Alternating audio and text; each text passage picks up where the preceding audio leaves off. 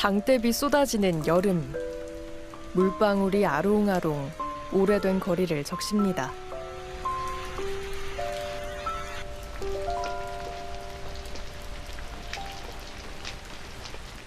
한바탕 소란스레 여름비가 지나가고 세월의 덕에 켜켜이 쌓인 도시의 얼굴. 그 생경한 도시의 얼굴이 말갛게 떠오릅니다.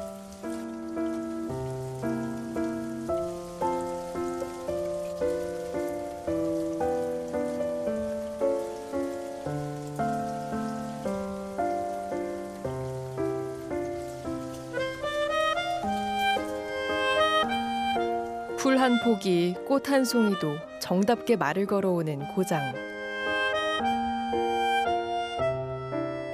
좁다란 골목길 따라 굽이굽이 배어있는 예술의 향기가 여행자의 발걸음을 들뜨게 합니다.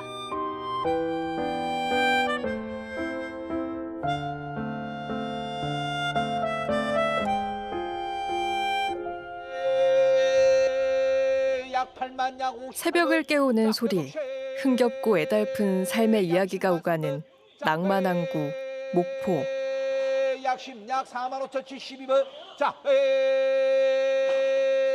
약 30, 약 90번. 자, 약 30, 약 7번. 자, 12시. 약 9만 72번. 자, 이 30.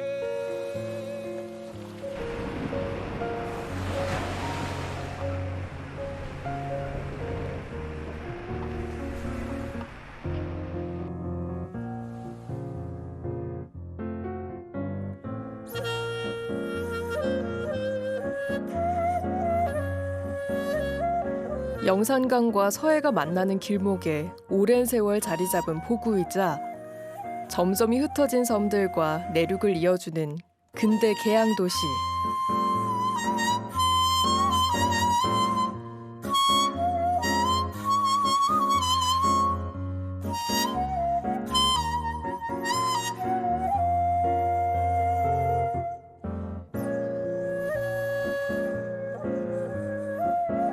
목포는 아픈 역사 속에서도 투박한 듯 정겨운 사람들이 꽃피운 매력 가득한 예술 도시입니다.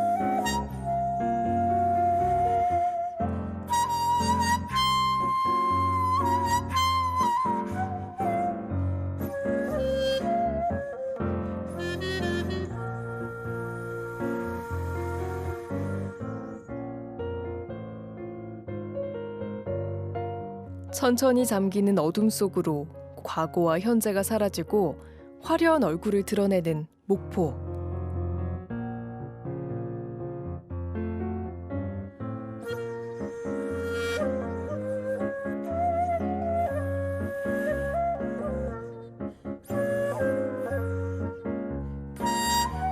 날이 새는 줄 모르고 즐겁게 나눌 이야기를 찾아 목포의 밤을 걸어봅니다.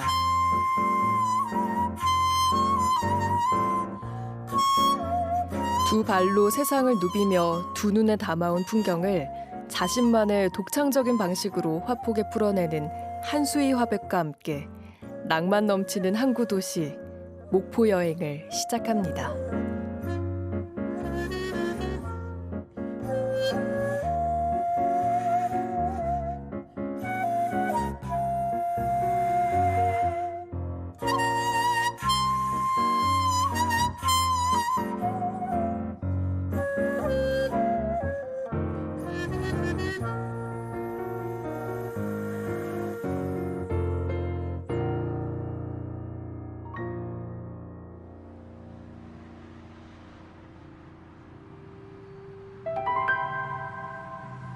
(2012년) 개통된 목포대교. 목포의 상징새인 학. 두 날개를 활짝 펼친 모양의 학이 푸르른 바다와 어우러져 시원한 풍광을 자랑하는데요. 이 목포대교와 육로로 이어진 섬 고하도. 목포의 관문이라는 명성답게 수많은 관광객들이 찾아옵니다.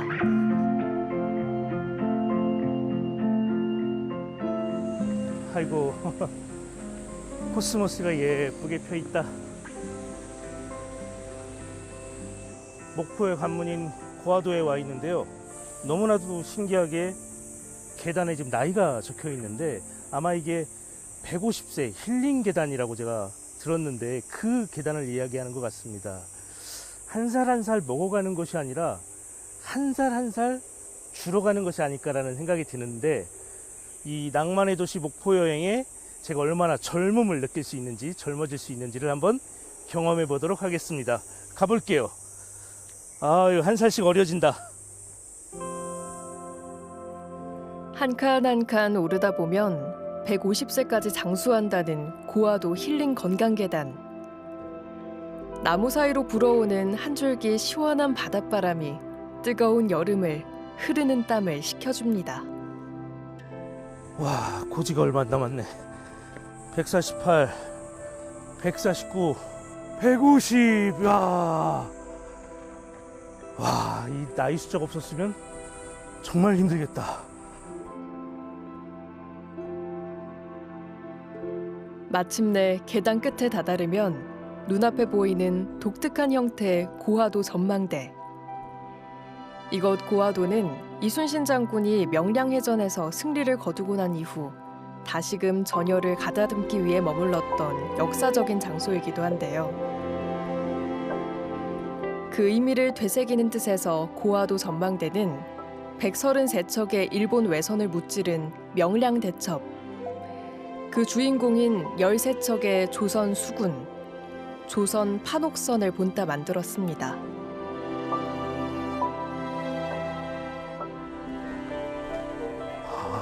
이순신 장군 이 판옥선을 의미하고 있어서 그런가?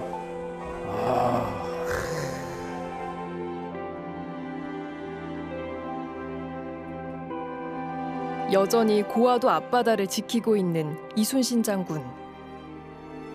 명량해전을 치른 이순신 장군은 106일 동안 고화도에 머물며 노량해전을 준비했는데요. 중대한 전투의 전진기지로 선택된 고화도.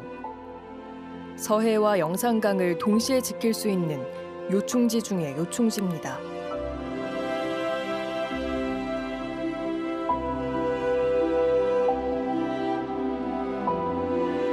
고화도와 마찬가지로 이순신 장군의 지략을 엿볼 수 있는 유달산 노적봉.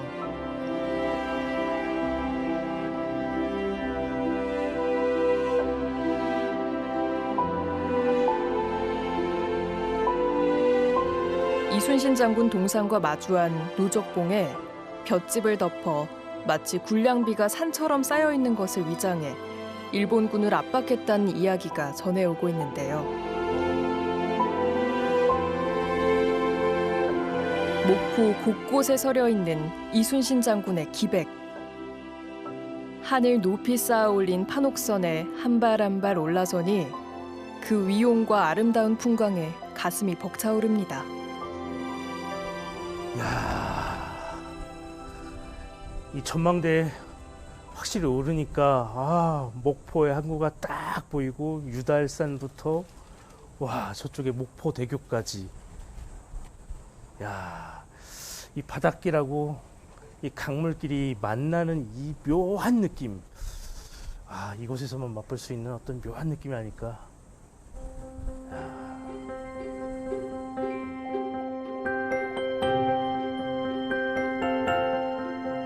전망대에서 내려오면 바다 위를 걸어볼 수 있는 해상 데크길이 눈에 띄는데요. 고화도에 왔으면 또 데크길을 한번 걸어봐야지. 좋다.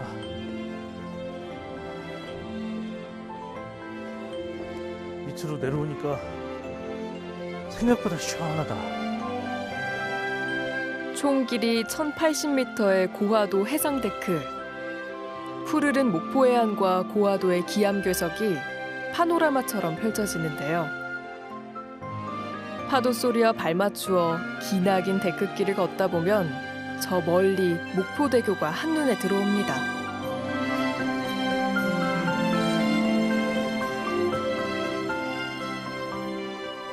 이순신 장군의 이야기를 빼놓을 수 없는 곳이기 때문에 늠름한 장군의 상이 딱 바다를 보고 멋있게 서 있네. 아우, 얘를 갖춰야 될 것 같은 이 늠름한 이 모습. 이 판옥선의 조형물 위에 뭔가를 지시하고 계시는 이순신 장군의 저 동상을 보니까 얼마나 당시에 늠름했었을까 이런 생각이 딱 잠기네요. 고화도에 숨겨진 또 다른 역사적 장소, 충무공 이순신 수군 통제영 터.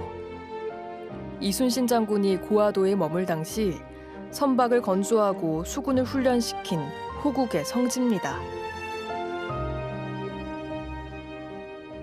이순신 장군이 명량해전을 치르시고 군사 1000명과 배 13척을 끌고 영산강 하구를 지키기 위해서 오시거든요.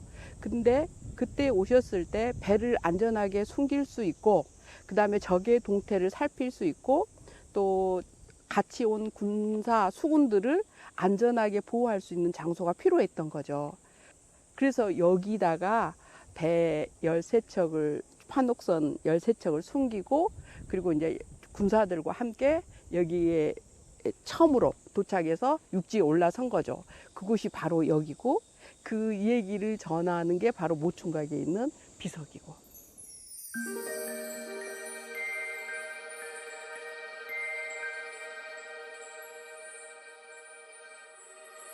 이순신 장군을 모신 사당 모충각. 지금으로부터 약 300년 전에 세워진 모충각 비석에는 고화도를 수군 통제영으로 삼게 된 경위 등이 기록되어 있는데요. 일제강점기 일본인들이 비석에 총을 난사하고 야산에 버려두었던 것을 광복 이후 수습하여 다시 세웠습니다.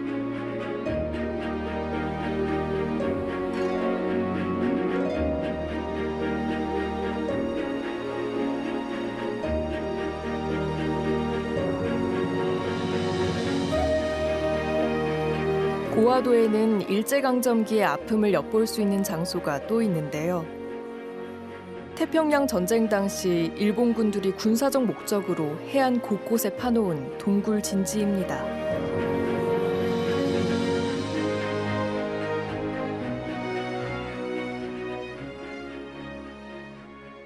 이순신 장군께서 106일 동안 머물고 가시고 그 이후 300년 후에 다시 이제 일제가 우리나라를 침범을 하게 되잖아요. 일제 강점기 때 일본 사람들이 여기에다가 어뢰정을 숨기기 위해서 고화도에다가 이런 해안 동굴들을 파놓은 거죠.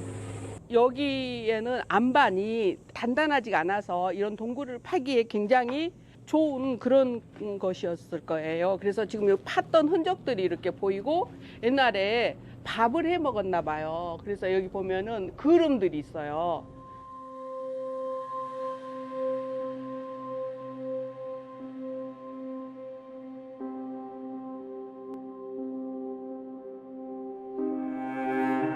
이순신 장군이 전란을 끝내기 위해 마지막 전투를 준비했던 고화도. 하지만 세월이 흘러 일제의 침탈로 다시금 새로운 전쟁의 희생양이 되고 말았던 고화도. 고화도 해변에 뚫린 동굴은 우리 민족의 가슴에 지울 수 없는 흉터로 남았습니다.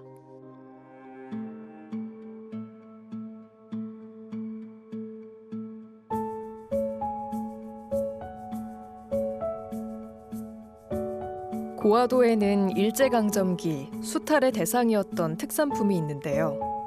바로 목화, 육지면입니다.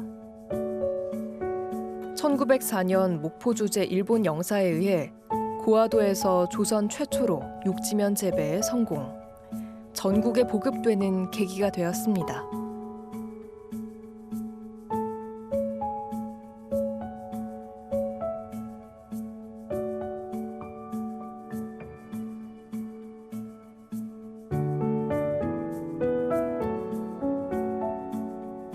이러한 역사적 배경에 따라 고화도에는 국내 유일의 목화 체험장이 조성되었는데요.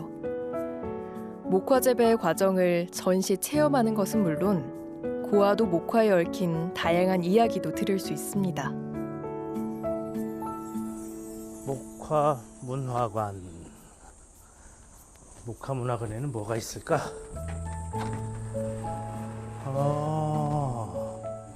여기는 목화의 어떤 모습들을 보여주는구나. 여기 목화섬도 있고. 고려시대 문익점 선생이 원나라에서 들여온 재래면과 달리 길이가 긴 육지면은 기계 생산이 가능했는데요. 이런 특성 때문에 가내수공업 중심이던 방직 산업이 공장 중심으로 재편되었고 생산량이 늘면서 일제 수탈은 가속화됐습니다. 이제 목포에서 처음 목화를 여기 고하도에다 심었어요.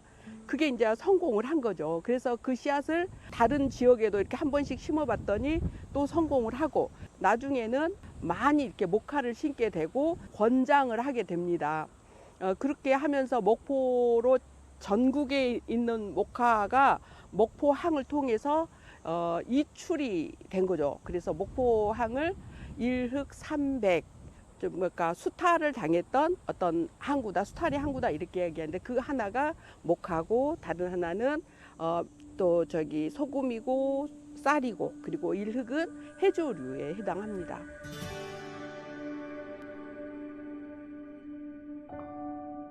일흑삼백의 고장 목포.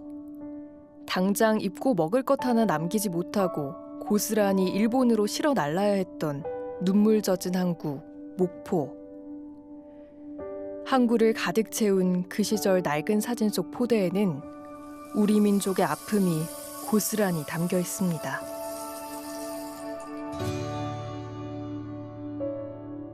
이순신 장군의 충혼이 서려 있는 성지이자 일본과의 질긴 악연이 흉터처럼 남아있는 작지만 큰 섬 고하도.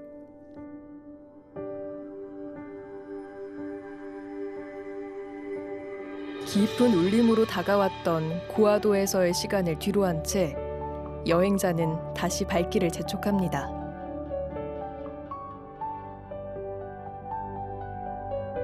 목포의 명물 해상 케이블카.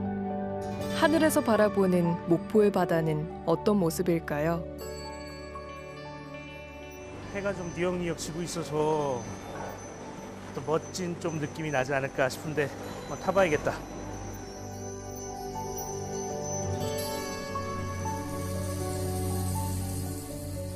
이 케이블카 위에서 내려다보니까 목포대교가 한눈에 이렇게 쫙 내려다보이는 모습이, 와, 이 드넓은 바닷속에 저 수많은 섬들, 와.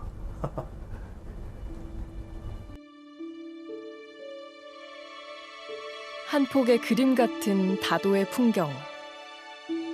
눈부시게 반짝이는 바다. 과가의 마음은 온통 설렘으로 가득합니다. 야, 이게 이 초록한 풀숲의 세상을 하늘에서 내려다볼 기회가 없어서 이게 왠지 작은 정원처럼 보이네.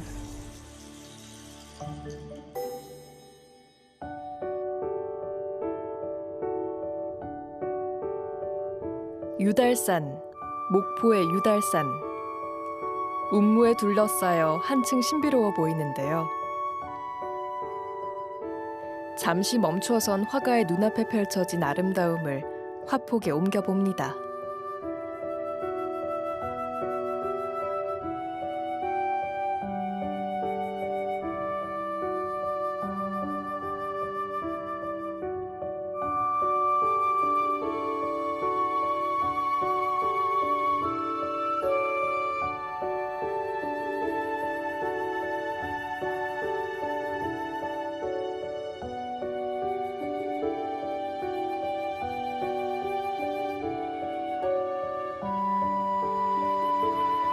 어느덧 목포대교 넘어 불구스름한 노을이 가라앉고 목포항의 시간은 새로운 하루를 맞이합니다. 모두가 깊은 잠에 빠져있는 새벽. 목포 북항은 밤샘 조업을 나갔다 돌아오는 배들로 일찌감치 북적이는데요.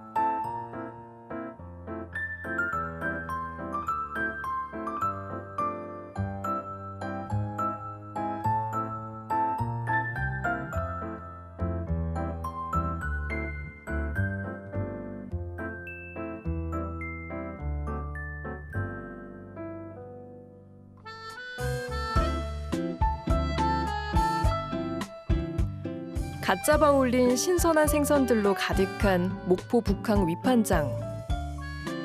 이맘때 목포 위판장에는 서대, 농어, 병어, 민어같이 제철 맞은 생선을 다양하게 만날 수 있는데요.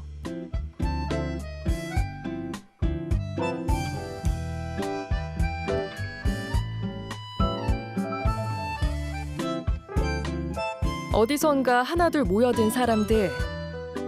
바닥에 늘어놓은 생선 상자를 바라보는 얼굴에는 묘한 긴장감이 팽팽합니다.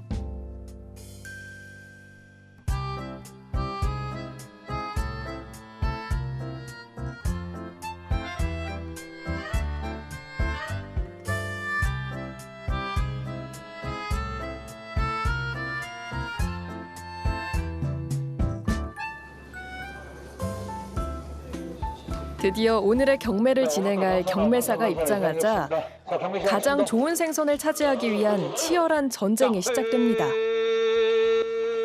약 45,080불. 자, 약 60,011불. 자, 회복쉐. 알아듣기 힘든 말소리와 번개 같은 손동작으로 이루어지는 경매. 겉옷을 열었다 닫았다 하며 날렵하게 수신호를 보내는 상인들의 모습에서 전장에 나온 장수와 같은 결기마저 느껴집니다. 약 10만 66불. 지금 저희가 경매하는 거는 지금 중매인 사장님들이 다 사시기 때문에 여기가 새벽에는 치열한 전쟁터로 생각하시면 됩니다. 삶의 현장으로 해가지고 직접 물건을 사셔서 팔아야 되기 때문에 서로 조금이라도 더 싸게 좋은 물건을 하려고 지금 우리 중매인 사장님들이 손을 열심히 내고 계십니다. 오늘은 안강망배가 지금 쉬었다가 지금 오늘 내일 나가니까 물량은 좀 적은 편이고요. 그리고 오늘은 지금 자망배들만 들어왔습니다. 경매가 끝나도 분주한 위판장. 상인들은 치열한 눈치 싸움 끝에 차지한 전리품을 싣고 각자의 삶의 현장으로 떠나는데요. 이곳 생선들의 행선지는 목포를 포함한 전국 방방곡곡으로 향합니다.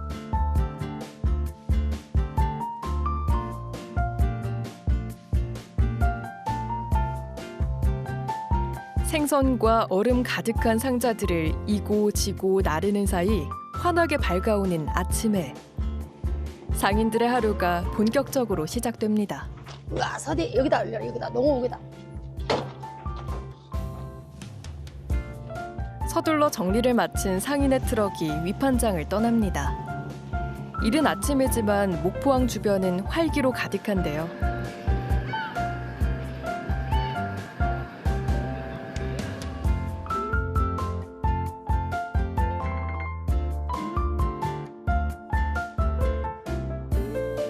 그 중에서도 목포역 뒤편에 위치한 이 골목에서는 새벽에 열고 오전에 닫는 도깨비 시장이 한창입니다.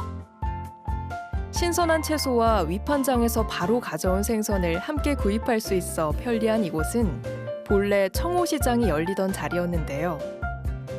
청호시장이 다른 동네로 이전한 후에도 남아있는 상인들이 그 자리에서 장사를 하며 구청호시장이라 불리고 있습니다.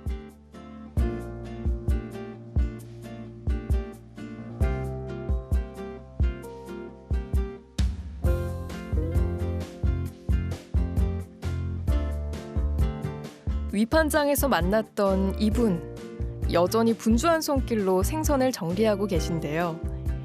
빈틈없이 가득 채워진 매대를 보면 오늘 매상도 기대할 수 있을 것 같습니다.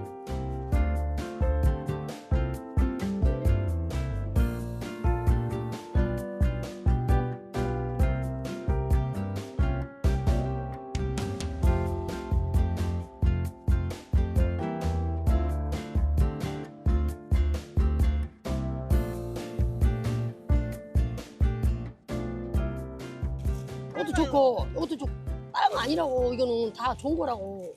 빨간 게 아니라 그거네. 너 세 개, 네 개, 네 개만 해? 5, 6개는 해. 여기도 있냐? 여기 똑같은 건 이렇게 봐라. 여기도 있고. 다양한 생선을 파는 이곳. 가족과 함께 40년간 생선 장사를 이어온 나혜자 씨의 가게인데요. 나혜자 씨는 매일 새벽 2시 시장에서 가장 먼저 가게 문을 여는 바지런하고 노련한 상인입니다.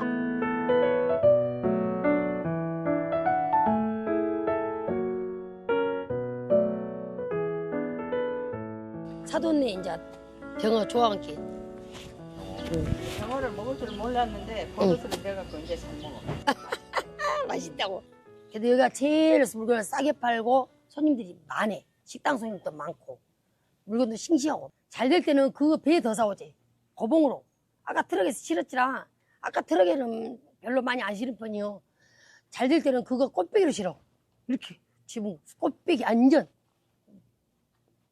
한 50짝 샀으면 100짝 사와. 장사 잘 될 때는. 다양해요. 여기는 아주 손님들이. 사고 하시오. 한 줄에 2만 원.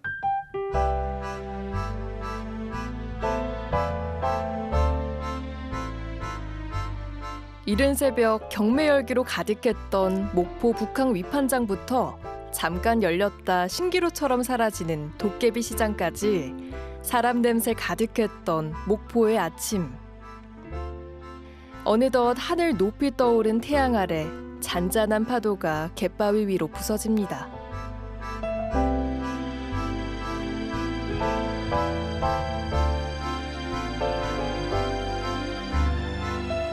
햇살이 내려앉은 듯 샛노란 벽에 삐뚤빼뚤 서내려간 시. 어르신들의 삶이 묻어나는 시를 보고 있자니 문득 이 골목의 이야기가 궁금해집니다.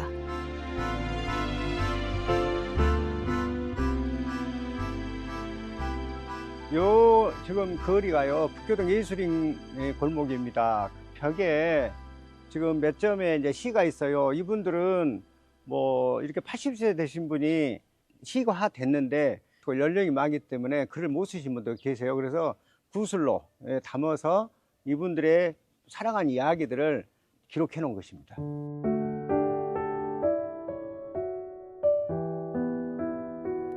북교동 혹은 목원동으로 불리는 이 동네는 목포를 대표하는 예술인들이 많이 배출된 곳으로 유명한데요. 예술인 골목이라는 이름에 걸맞게 담벼락에도 문학의 향기가 넘치는 곳입니다. 이 동네가 도료명이 차범석길 23번 길입니다. 여기가. 그래서 여기에 이제 차범석 사진들이 있는데요. 차범석은 전원일기를 최초에 집필을 하셨던 분이요. 그래서 45화까지 하시고 이제 끝내셨는데, 극작가이자 연출가인 차범석. 전후문학 1세대로서 민초의 일상을 충실히 관찰하고 그려냈던 사실주의 연극의 대가인데요. 특히 팔순에 탈구한 옥단원은 일제강점기 목포 북교동에 살았던 차범석의 실제 이웃이자 물깃는 처녀 옥단이를 주인공으로 북교동 곳곳에서 옥단이의 흔적을 찾아볼 수 있는 작품입니다.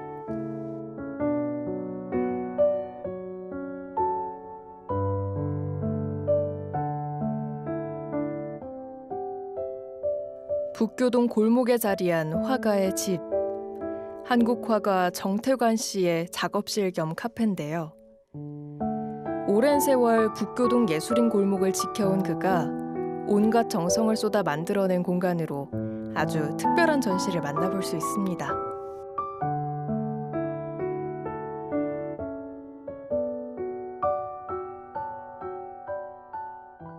여기는 이제 제가 그 나무나 잔디를 하나씩 전부 제가 직접 심어서 가꾸었던 화가집입니다. 그리고 더 중요한 것은 이난영 앤 김 시스터스 박물관을 제가 운영을 하고 있는데, 저희가 지금 소장하고 있는 것들이 이난영 자료라든가 또는 김 시스터스 미국에서 활동했던 자료들을 약 100점 이상을 지금 소유하면서 지금 전시를 하고 있어요. 그래서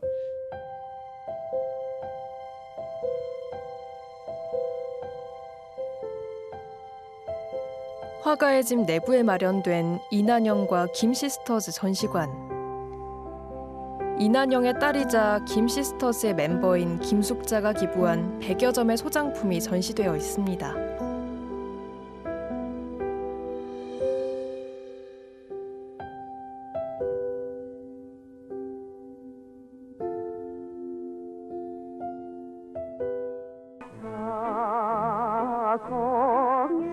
목포의 눈물을 부른 가수 이난영. 목포 출신인 그는 일제강점기 가장 많은 음반을 발표하며 민족의 아픔을 어루만져주는 가수였는데요. 구슬픈 선율의 항일 정신을 담은 목포의 눈물은 지금까지도 많은 사랑을 받고 있는 불멸의 히트곡입니다.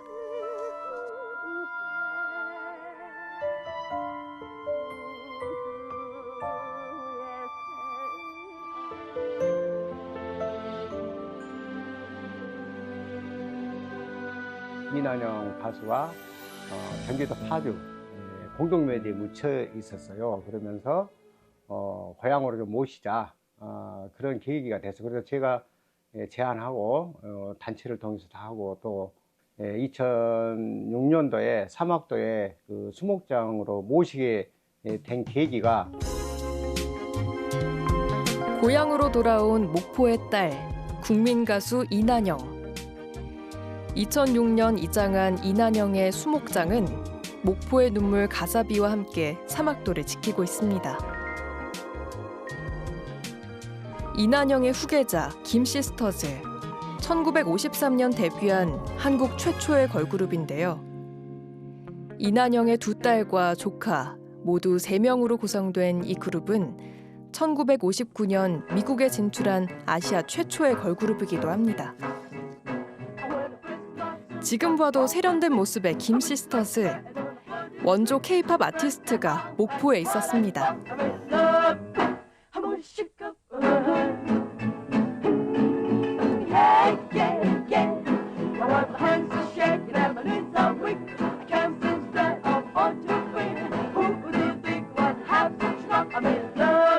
문화라는 것은요, 누가 운영하는 것이 그렇게 중요하지 않아요. 다만 관광객들과 목포 시민들한테 사랑을 받는 것이 가장 문화의 좋은 컨텐츠로 생각하기 때문에 자긍심을 갖고 또 앞으로 좀 더 그 자료들을 많이 모아서 좀 풍만한 전시관을 만들 계획입니다.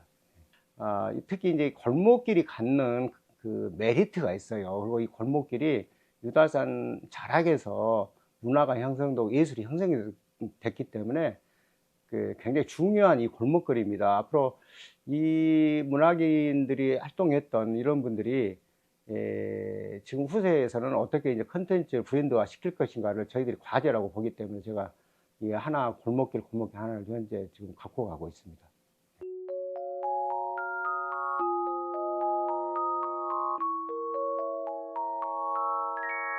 북교동 골목에 숨어있는 예술가들의 이야기. 예술계 거장들과 국민 가수, 그리고 시인 할머니들까지 삶이 곧 예술이 되는 곳. 북교동 예술인 골목을 지나 다음 행선지로 걸음을 옮깁니다.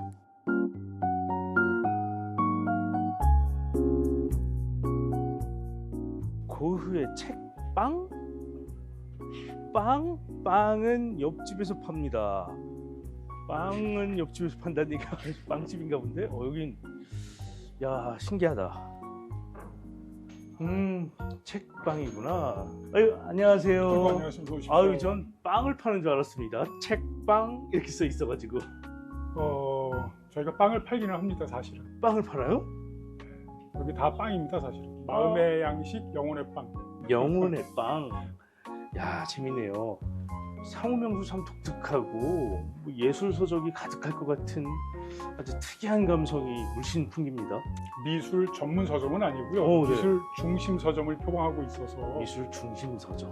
그래서 이제 한 50% 정도는 미술과 좀 쉽고 친근하게 다가설 수 있게 좀 가벼운 미술 관련 책들로 그래요. 그렇게 큐레이션을 좀 해놨습니다. 목포역 인근 관광객 가득한 거리에 당당히 자리한 동네 책방. 독특한 위치만큼이나 서점 내부도 범상치 않은데요. 작은 공간이지만 미술 관련 서적을 비롯해 책방 주인의 취향을 엿볼 수 있는 책들이 가득합니다. 누구든 들어와서 오늘을 추억할 책 한 권 선뜻 넘겨볼 수 있는 사랑방 같은 책방입니다. 지금 우리 책방에 있는 이 목포 원도심은 살아있는 박물관 같아요. 이 원도심에서 제가 상당히 충격적인 감동을 받았어요. 아주 오래된 것들이 다 누적이 되어서 벽지를 20년 전 벽지를 떼면 40년 전 벽지가 나오고 40년 전 벽지를 또 떼면 60년 전 벽지가 나오고 그러니까 사람들이 살아온 그 역사가 그 벽지 안에 기록이 되어 있는 것처럼 이 거리거리에 다 그런 것들이 있더라고요. 그대로 살아있는 곳이어서 그게 굉장히 매력적이었습니다, 저한테.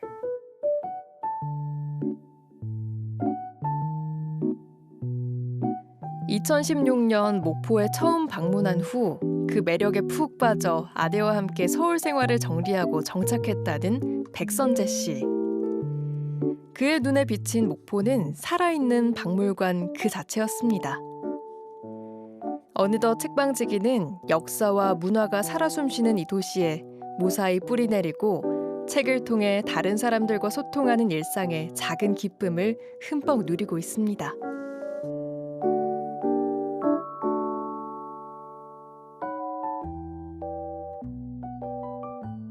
얘기를 나누면서 이 공간이 주는 저의 느낌은 아까 말씀하신 고우의 방, 노란 고우의 방 느낌이 계속 드는데 신기하게도 지금 이 보드판에 다양한 사람들의 낙선지 이 뭔가요? 아, 이제 저것도 제가 네, 한번 들어가서 한번 자세히 봐도 되죠? 예. 아이고, 안녕하십니까. 책방 한켠에 마련된 아기자기한 공간. 이곳을 찾은 손님들이 편안하게 책을 읽고 자유로이 감상을 나눌 수 있도록 공간을 따로 꾸몄는데요.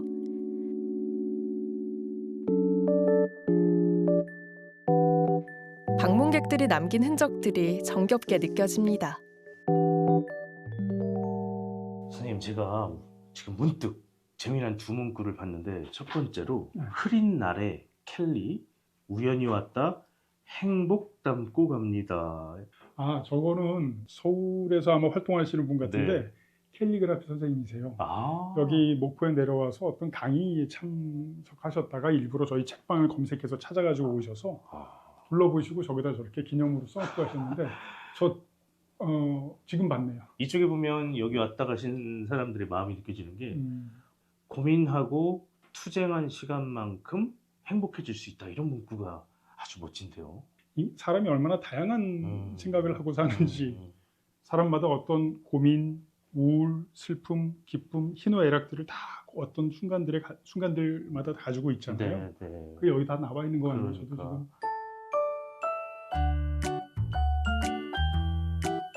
이 작은 공간에서 마주한 사람들은 자신들만의 행복을 마음 가득 채워갑니다.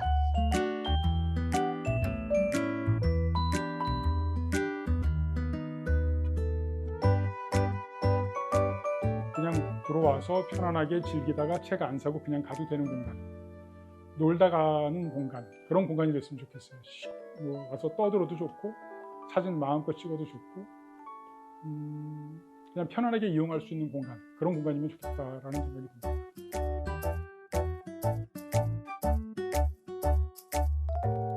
작은 엽서에 화가의 흔적을 남겨봅니다. 유유자적 등장한 선비 점이. 청년들이 남기고 간 그림 사이 화가의 행복이 슬며시 자리 잡았습니다. 해가 저물자 하나둘 밝혀지는 불빛들이 도시를 찬란하게 물들입니다.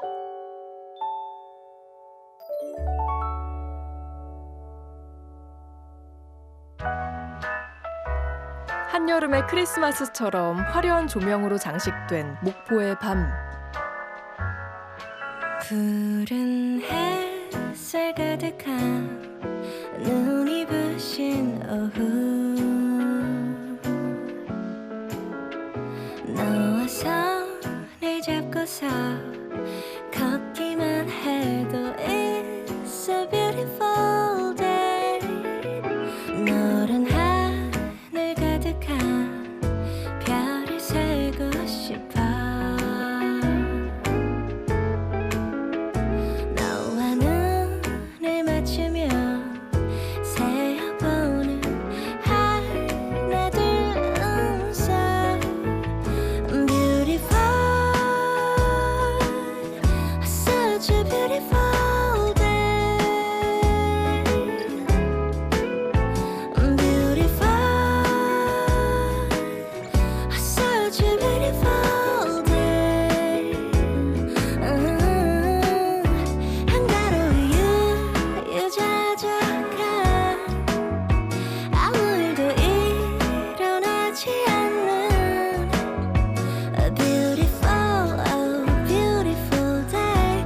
such a beautiful day.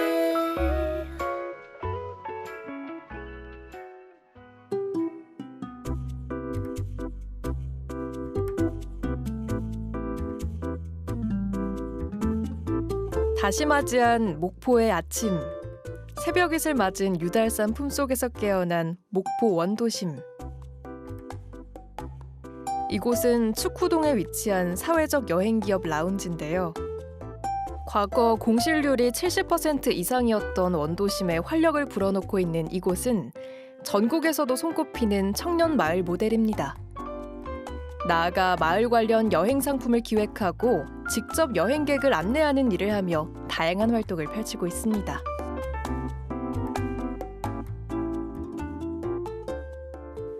하우두유도? 되게 이색적인 또 느낌이 나는 공간이네.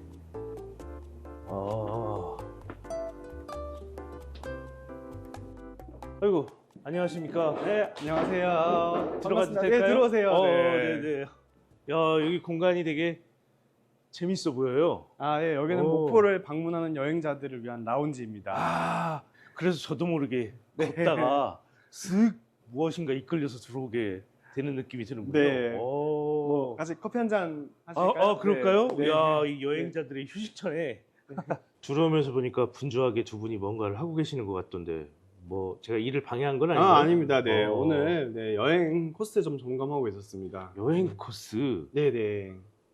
아, 그러면 여행자가 아니신 거네. 이곳에서. 네, 저희는 여행자들을 안내하는 네, 여행사라고 보실 수 있을 것 같습니다. 아, 그러면 이제 이곳의 어떤 주인공이시자, 네네. 운영자라고 네, 생각해요. 맞습니다. 오. 네. 근데 이곳의 운영자라고 하기에는 다소 좀 젊어 보이는데요? 어쩌면 네, 전국 지역에서 여행 안내를 하는 사람들 중에는 좀 가장 젊은 축에 속하지 않을까 싶네요.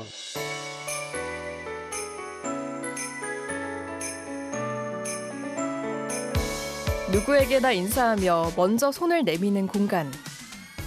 목포의 옛 여관 건물을 20년 무상으로 임대해주겠다는 한 시인의 제안을 받고 홍동호 대표는 무작정 목포로 내려왔다는데요. 그렇게 목포의 터를 잡고 빈집을 개조하고 청년들이 살 수 있는 환경을 만들어 갔던 것이 사회적 여행 기업의 시작이었습니다. 서울에서 여행사를 운영했던 홍 대표는 청년들에게 필요한 것이 단순한 여행을 넘어 마음 편히 쉴 수 있는 고향이라는 것을 깨닫고 마음의 고향인 목포를 만들기 위해 노력하고 있습니다. 젊은 세대들은 이런 자기가 태어나지도 않은 곳에서 고향이라는 감정을 만들 수 있어요? 저는 사실 고향을 만드는데 세 가지만 있으면 된다고 생각을 해요. 아, 그래 세 가지. 재밌겠다. 뭐가 네. 있을까요? 영화 리틀 포레스트 혹시 보셨나요? 봤죠. 네, 영화 리틀 포레스트 보면 주인공이 계속 임용고사에서 떨어지다가 그렇죠. 네. 간 게 어디였냐면 엄마가 남겨놓은 빈집이었어요. 아, 네. 전 첫 번째가 네네네. 우리에게는 그런 빈집이 필요하다고 생각을 해요. 빈집이. 공간이 필요하다고 네. 생각을 하고요.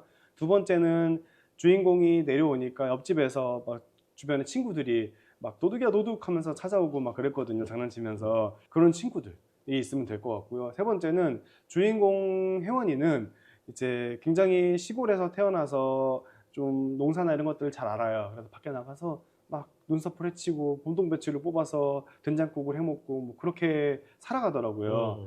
어느 지역에서든 살아갈 수 있는 일자리 또는 먹을 것만 있으면 저는 어디든 살아갈 수 있다고 생각을 하거든요. 그래서 이곳을 고향으로 만들어가는 좀 법을 요즘 또 배워가고 있습니다. 청년들에게 지역 정착 기회를 제공하는 사회적 여행 기업. 무엇보다 한 달 살기 프로그램을 통해서 목포에 정착한 청년들이 30여 명이 넘는다고 하는데요. 이런 경험을 바탕으로 거주권이라는 새로운 개념을 도입, 목포에 살아보는 여행을 제안하고 있습니다.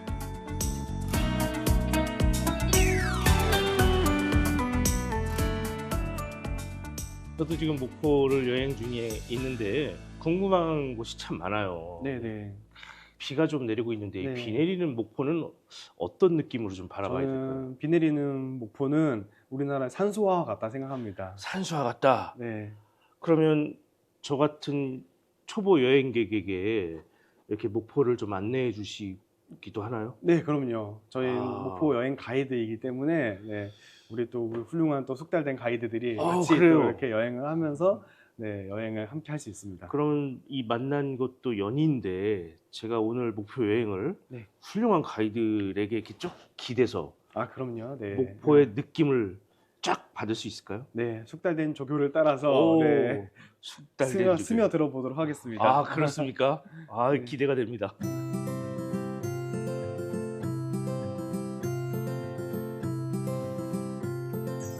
목포의 상징 유달산.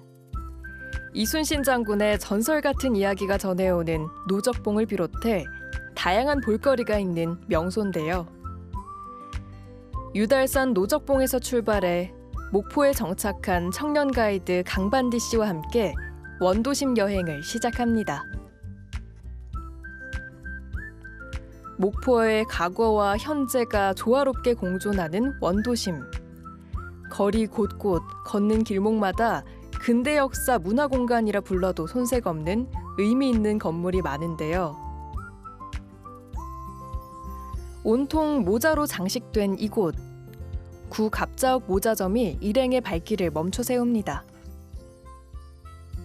선생님 지금 여기 위에 보시면 네. 모자들이 주렁주렁 지금 그러네요. 달려있죠. 아, 이 안에 모자가 있네. 네, 여기 안에도 보시면 정말 여러 가지 지금 모자들이 있는데 구 갑자옥 모자점은 1927년 개업 당시 원도심 중심부에 자리 잡은 유일한 조선인 가게였는데요. 일제 단발령 이후 모자 수요가 급증, 100년간 운영되며 근대 역사 문화의 상징과도 같은 공간이 되었습니다.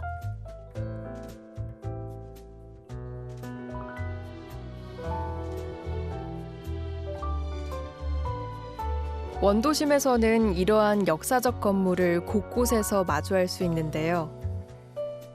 붉은색 벽돌로 단장한 이 멋스러운 건물도 우리 민족의 아픈 역사와 관련이 깊습니다.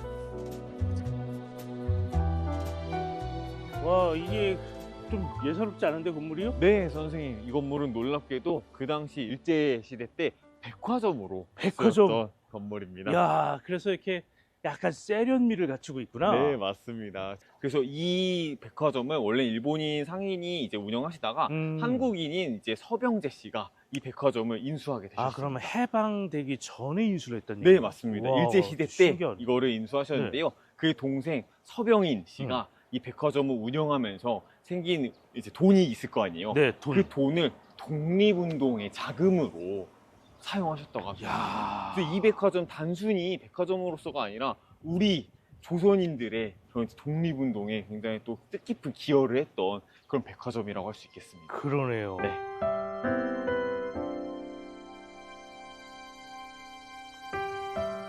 일제강점기 목포에서 가장 번화한 사거리에 우뚝 서 있던 목포 화신연쇄점. 백화점 수익금을 기꺼이 독립운동에 지원한 형제의 이야기에 마음 한켠이 아려옵니다.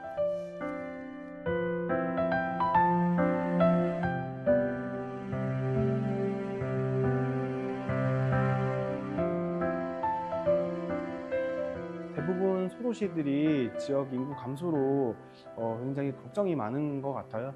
저는 괜찮은 마을 같은 사례들이 그런 소멸해가는 지역 소도시에 좋은 모델이 됐으면 좋겠다고 생각을 해요. 그리고 저는 사실 이런 모델이 저는 해외로도 수출 가능하다고 생각합니다. 일단 이 목포라는 지역에 한국을 찾은 K-팝이 좋아서 K-푸드가 찾아서 온 외국인들이 대전이나 부산이나 뭐 다른 지역도 갈 수 있지만 목포를 한번 제안해보고 싶고요. 이제 소멸해가는 소도시에서 적용할 수 있는 좋은 사례로 기억되고 저희도 그렇게 계속 살아갔으면 좋겠습니다.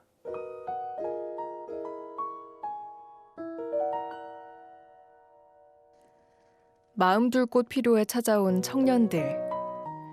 그런 마음들을 괜찮다며 선뜻 받아주는 마을.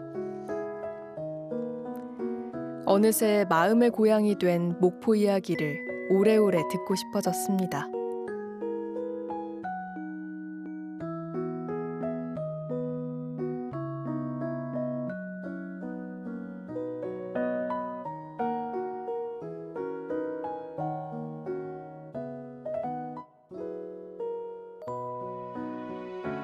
노적봉 정자에 오른 화가 목포를 여행하며 느꼈던 감정들을 다채로운 색을 통해 화폭에 풀어넣습니다.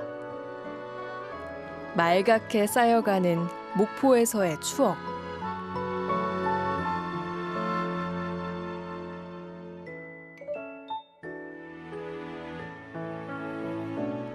그 위로 선비저미가 사뿐히 내려앉자 마치 목포처럼 과거와 현재가 공존하는 작품이 완성되었습니다.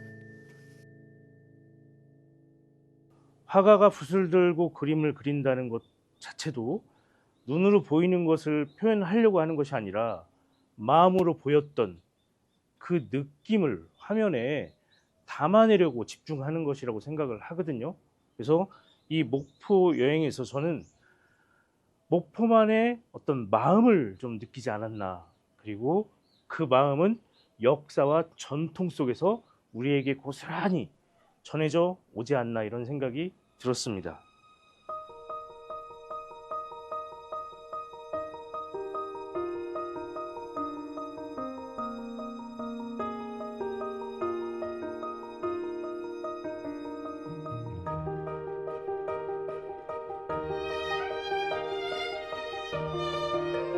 낭만항구 목포로 떠나본 여행. 아름다운 자연과 잊지 말아야 할 역사, 그리고 생명력 넘치는 사람들의 이야기가 가득했던 시간. 그 소중한 추억을 가슴속에 간직한 채 우리의 여행을 마무리합니다.